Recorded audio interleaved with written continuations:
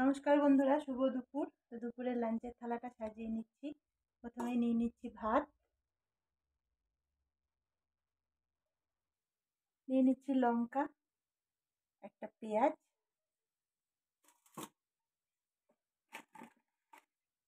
নিয়ে নিচ্ছি আলু, বেগুন, টমেটো সেদ্ধ, এটা হচ্ছে পাঁপড় ভাজা,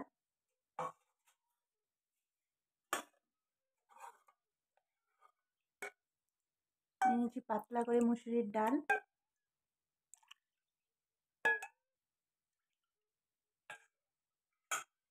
এটা নিয়ে নিচ্ছি মাছের সর্ষে বাটা। এটা টুম্পা ইলিশ মানে আমাদের এখানে হাটে বলে একে টুম্পা ইলিশ। বেশ সর্ষে বাটা করে নিচ্ছি। তোমরা তো জানোই ইলিশ মাছ সর্ষে বাটা খেতে ভালো লাগে।